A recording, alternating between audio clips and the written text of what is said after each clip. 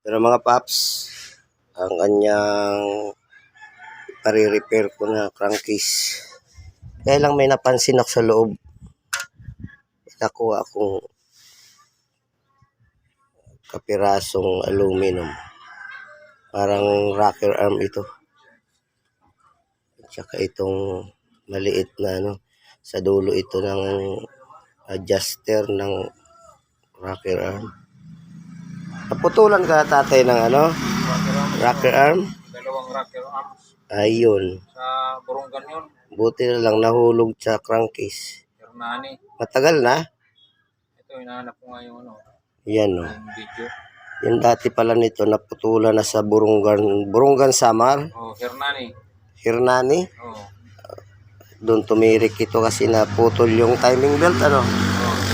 timing belt, so nabiak na rin yung mga rocker arms. Ito yung niya, yung kapiraso na to sa rocker arm ito, nabiak na rocker arm. So, buti na lang 2001 pa, matagal na Oh. ngayon lang natin binaba yung di ilang taon na, Dalawa 2021. Oo, 2 taon na. Buti na lang na hindi kumalang. Ay, 3 na Buti lang hindi kumalang sa loob ng makina. Nasa crankcase siya. So okay naman ang andar. Wala namang problema.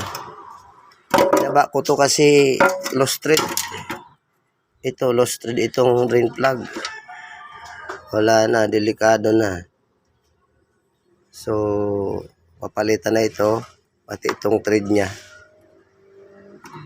May binili na ako dyan na papalit. Ito.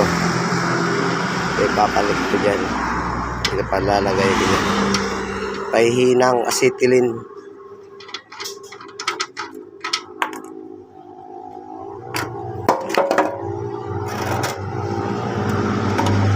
So,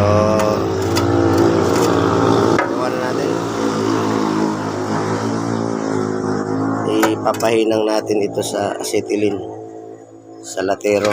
Wala kasi ako acetylene, so padalhin na lang natin ito sa shop. Doon meron dito, may katabi akong shop na latero, mabuti yun at may acetylene doon. So tatay, pagawa muna to tatay. Thanks for watching.